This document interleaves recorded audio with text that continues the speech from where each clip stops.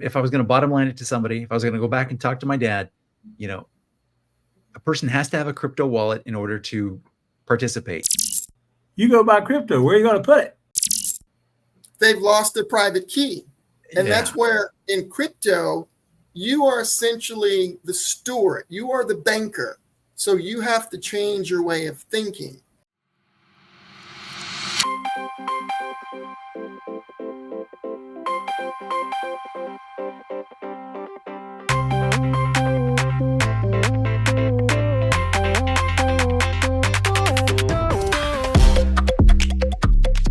The content provided in this live stream is for informational and educational purposes only and does not constitute financial, investment, or legal advice. Cryptocurrency investments are speculative and involve risk. Please conduct your own research and consult with a professional advisor before making any investment decisions. With that said, sit back, relax, and enjoy the program. So hello, everyone. Welcome to our live stream. My name is Ben English, and with me is Albert Milligan, the founder of EquityPay, and Mark Shaner, business development expert and longtime explorer of all things financial. And we've been having a great time lately, recently, talking through all conversations about all kinds of things, cryptocurrency. We talked about Bitcoin. We talked about EquityPay crypto. And tonight, we're going to dive into an essential topic for anybody who's involved at any level in cryptocurrency, and that's crypto wallets. Okay, so a couple of days ago, and I think I started talking to you guys about this earlier, but a couple of days ago, I was describing to my dad what a crypto wallet is. And my dad's a smart man. He's a smart man.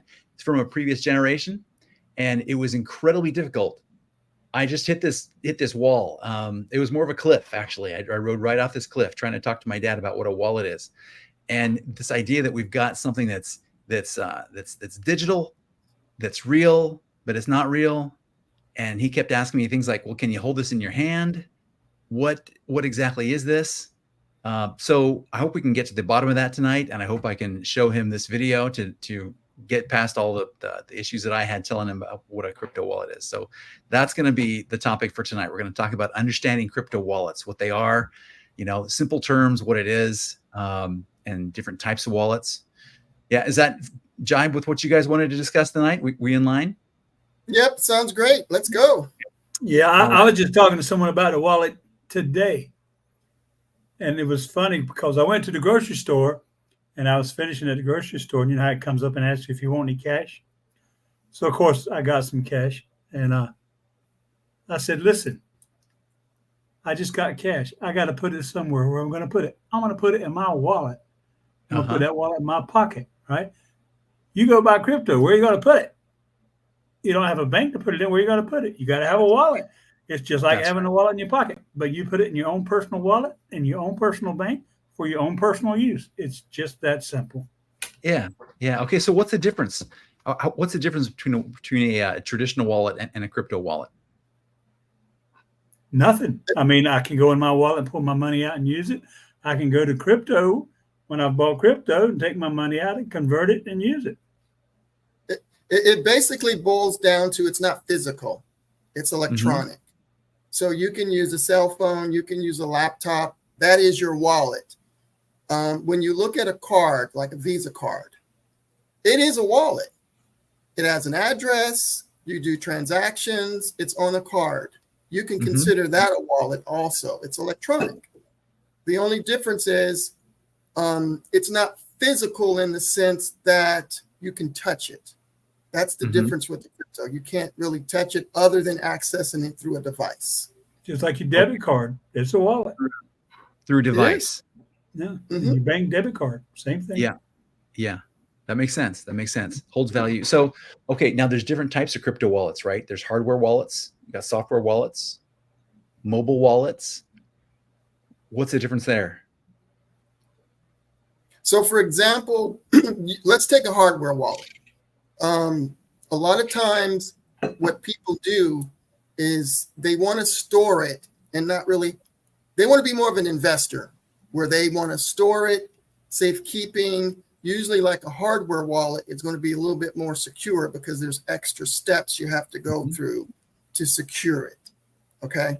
A software wallet is basically what everyone in crypto uses now. It could be on a phone or it could be on a desktop. Okay. Okay. Though that's really the two biggest difference. Okay. And do you have versions of the wallet like in the cloud? So you can access the same wallet if I'm on my desktop or if I'm on my phone? A lot of times when you're on an exchange, so for example, if you're on Binance, if you're on any of these exchanges, they also have online wallets. So what you do is you transfer from your desktop or your mobile phone, you go into the exchange, and then that allows you to convert that to other coins. That's why they call it an exchange. So that form of a wallet is also would be considered online, but it's not in your possession because normally you don't have private keys associated with it. Okay. Oh, all right. So you mentioned keys. Now, what exactly? What's that? How's that? What's a key? Okay, so let's break it down. So what we're looking at that you have, there's public keys and private keys. When you think of a public key, let's go back to the analogy of a debit card. There's a number on that debit card. That would be considered a public key because when you go into a store, that's the number that's being used for the transaction. Okay? So when you look at the private key, when you put it in a terminal, it has that public key information, but when you put in the PIN code, only you have access to that code. That would be considered your private key. So it's the same thing on crypto. What a private key is, it's normally, it could be a file, it could be a series of phrases, it could be information that is stored offline to protect that transaction. You have to have the private key in order to do any transaction with crypto. And normally the private key, if it's on a desktop or a wallet, that's just known. You don't have to do anything.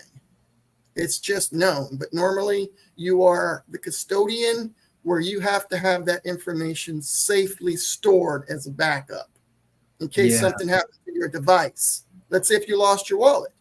If you didn't have the private key backed up someplace, you could lose your crypto because you essentially lost the key.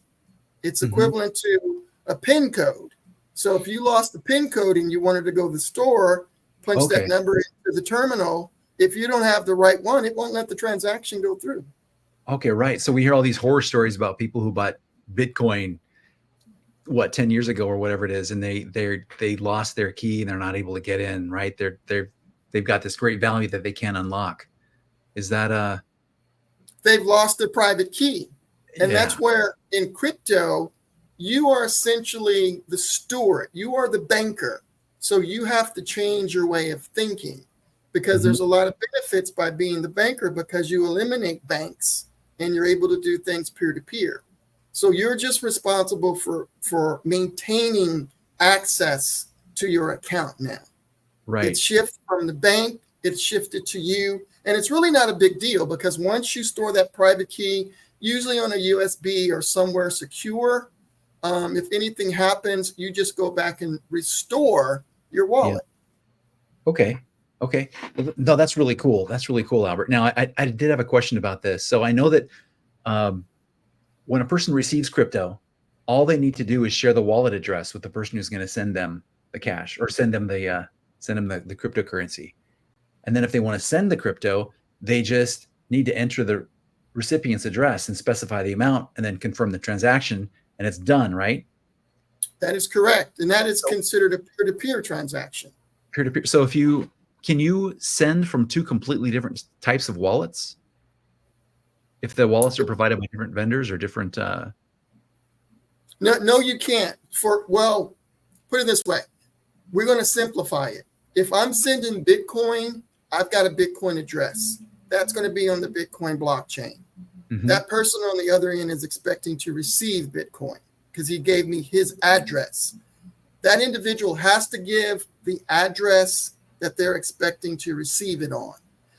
For example, I can't send if I have Bitcoin, I can't send it to Ethereum because it's two separate blockchains. I have to send it within its own blockchain because it's compatible with that type of transaction. But you can have a wallet that contains both Bitcoin and Ethereum. Correct. Yeah. You can. For example, Exodus. If you go on Exodus or some of the other equivalent wallets, they may have 70 or so different other type of coins. It's strictly for sending and receiving transactions. However, you can only send the equivalent to its own blockchain. Yeah. Yeah. So, okay. It's like a specific phone number. Yeah. Everybody's got just one, just the Correct. one. Okay. I got it. Okay. So what can you guys tell me about the EquityPay wallet? EquityPay's got its own. I'm totally confused now. We've gotten so deep into it. And I'm in the business. I can't tell you. I'm just teasing. Come on, don't look so serious. Okay, so with EquityPay's wallet, right now we have our own desktop wallet. That wallet is multifunctional. You can send transactions, you can receive transactions, and then you can mine and stake. So if we want to get into a quick demonstration of how easy it is to set up a desktop wallet, we can move right into that right now. Okay. All right. Okay, so if anyone wanted to install our wallet, they simply go to equitypay.org. It'll bring up this particular screen. And then when you want to download the wallet itself, all you have to do is at the main menu, click on wallet. It'll bring up the wallet screen itself. This platform has 3 main operating systems. It takes you step by step from downloading it, installing it, and the different operating systems. So for example, Windows seems to be the most popular download for operating system on our network, but you can use Mac, and then you also can use Linux. So I use both. I use Linux and I use Windows. I haven't used Mac. So all you have to do is go to your Windows download. When you click on Windows, it's going to ask you like any other application, where do you want to put it? And we're just going to default it to the download. So once you hit save, that's going to download that right to your particular folder for download. And then what we're going to do, we're going to go ahead and install the wallet. So we go in, once it's finished downloading, we'll click on install. 1 second, it's look like it's still downloading. So once the download is completed, we basically go in and we click on install. Now there's going to be a window that pops up. So right now I'm doing the install process. This window is going to pop up. It's going to say Windows protected your PC. What that basically means is that Microsoft doesn't recommend our application. That's nothing to panic over, just because most cryptos, you're going to get the same error message. So don't be alarmed. All you have to do is go to more information, and then you're going to hit run anyway. And then once it runs, it's going to install on your computer. So you hit run anyway, it installs on your computer. And then I'm going to fast forward and show you what this looks like already installed on my computer. So I'm going to go in, I'm going to click on wallet. It's going to bring up my EquityPay wallet, which pretend like you hit run anyway. It's going to go through the prompts. Now, we're not going to see any of your private information on here, are we, Albert? Do we need to block some things out here? Nope, there's no private information that you're going to see. Okay. It's very simple to install the wallet. So once you hit run anyway, you do all the default prompts. Right now, it's bringing up the blockchain. And for the first time, it could be 12 hours that it takes you, between probably 8 to 10 hours, really, to download the blockchain. Really what the blockchain is, it's every transaction from the last 2 years that's been on the EquityPay network. So when you install it, it's going to go through this process. It's going to say that you have, so long for this to download the network. You need to make sure you have enough hard disk space. For example, hard disk space, you want to have at least, 20 gigabytes. That's going to last you a couple years. If you ever run out of space, you can add more hard disk space, but that's going to last you a while. So when this comes up, essentially what it's doing, it's downloading the blockchain. In your case, like I said, it could be a couple hours for it to do its download thing. So what we're going to do in terms of making this go faster, it says that I'm 5 hours behind, but 5 hours will download fairly quickly. If it's a new blockchain, again, it could be up to 8 to 10 hours.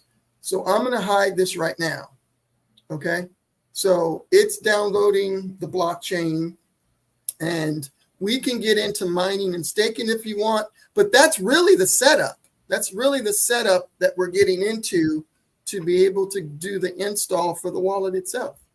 So now you can download that at night, or you can download it during the day while you're working on your computer. You don't have to just, it doesn't have to be open and watching it. Okay. Doesn't need its own. It just runs in the background like anything else, really, right? Okay. Right. Well, very cool. Okay. Well, I'm glad you brought up staking and mining. Why don't we get into that in the next time we meet, next time we get together, our next episode. This has been really good. I had one more quick question for you guys, and that's, what do you do? Do you have any security tips for this? I mean, obviously, this is money for people. This is actual value that they're holding. So how do you lock this down? How do you manage your crypto in your wallet? Okay. That's a good question. So for example, since I was behind, the blockchain is up to date because I was really only a couple blocks behind. So if you want to back up your private key, we talked about private keys earlier. What our network does, it puts it in a file. So you can go under File, for example, and then you can go to Backup Wallet. When you click up Backup Wallet, it'll pop up just like you have on Windows, where it's your file manager. You can put a USB drive.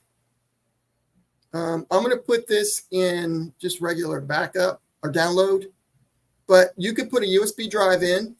You'll specify a name. I'm just going to call it EquityPay backup. And then once I hit save, it saves that to your USB. You only have to do it one time. Once you save it to your USB, you put your USB in a safe place, and I've essentially just backed up the wallet.